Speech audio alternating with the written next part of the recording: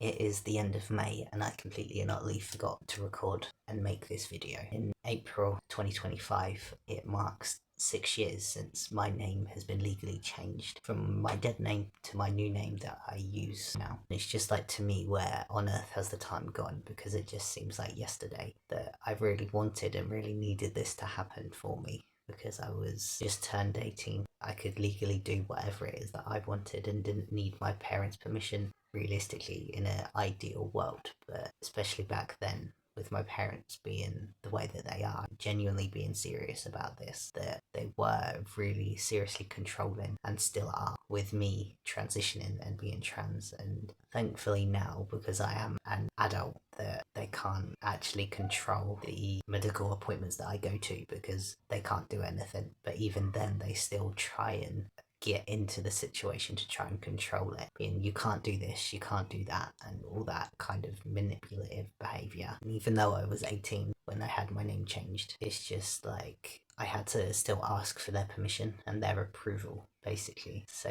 what happened essentially was, we was out in town. It was a good, nice, sunny day, basically, and I just sort of casually brought up the idea of me legally changing my name, and I just sort of said to my mum, how would you feel about me legally changing my name? And the mood and the attitude just completely and utterly changed. And it was like going into a complete anti-trans, transphobic argument. It was basically a transphobic, anti-trans attack on me. This was in public, in broad daylight. Many people were around and they were looking and staring and being like, what the hell is happening, and going on with those people. And then we walked from one side of town to the other side of town with this still going on. And then there was a bit of a silence, and then we got in the car to go home. My mum refused for the car to go off. She just continued this attack and criticism on me, but even worse than what she was before. And she was just saying that me medically transitioning is like a violation of basically God's plan, even though my parents aren't religious in any way, and that I'm destroying what God gave me, and everything to do with medically transitioning is like mutilating my body, and my mind is corrupted, and all of those kind of usual anti-trans things that people say and claim. And it's not true in any way, shape or form. And I don't get it even more because both of my parents have tattoos.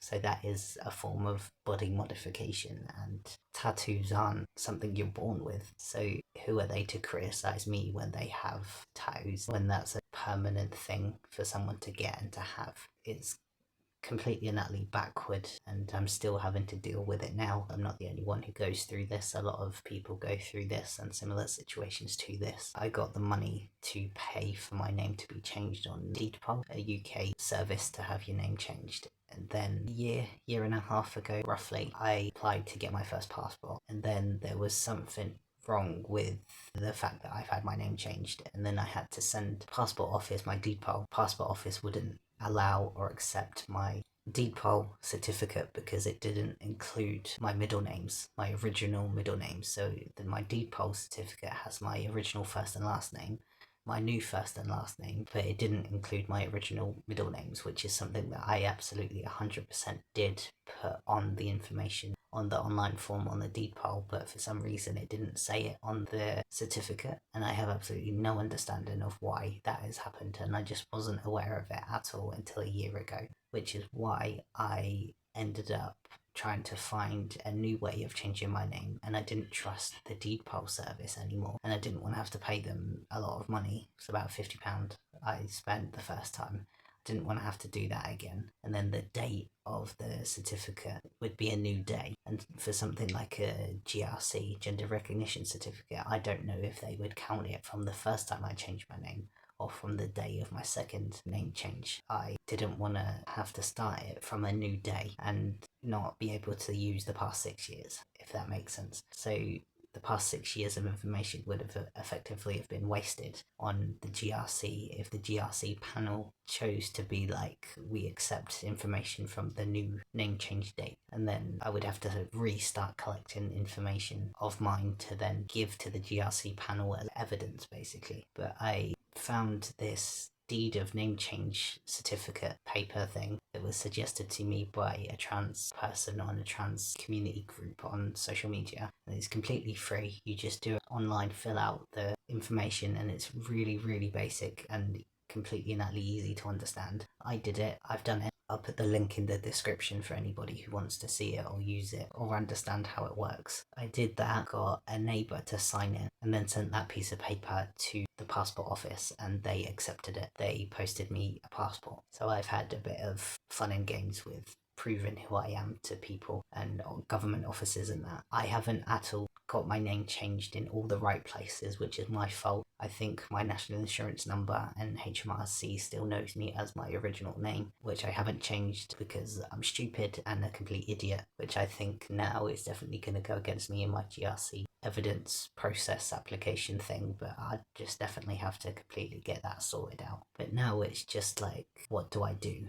Basically, because I've said how my parents are controlling, manipulative, and all of that. Family last name is something that I really do not want to keep or continue in any way, so I'm definitely completely and utterly thinking about changing my name again. And I've used the free deed poll website to just draw up another deed of name change basically, and for it to say the original day that I changed my name the first time. But that's gonna presumably have to be changed because of the fact that I'm changing my name again. I'll have to do that, and I just need to find one person or two people to be witnesses to my new name change. That will be a bit difficult for me, and it's just why having a chosen family is so important to a lot of people. Yeah, I think it would be so important and much needed for me to have that in my life. That is what I'm trying to do. I've been trying to go to community groups, make friends with other trans people, other LGBT people in general. Sort of going very, very slow at the moment. That's just the way it is for me right now. I don't honestly believe that I regret any part of my legal name change. Kind of think about it now, do regret keeping my family name, but then back then I would have no idea what I would change my last name to because I've got nothing to change it to. And even now, I'm sort of struggling to work out what last name I should have. I can tell you it is going to be annoying and frustrating to go through the process again of changing my name, but for me, it's what's necessary and what's required for me to do so. I don't think I showed you the process the first time I changed my name because this was 6 years ago. I started doing YouTube videos a year and a half ago. When I do change my name again, I will bring you along to see what happens, and it might be interesting to some people. And you can change your name for any reason at all. You can change your first name, last name, middle names, but it is just so mental and crazy that it has been 6 years since I changed my name from my dead name to my new name. Time has gone so quickly. I don't know where it's gone or what's happened to it. Let's just see what happens.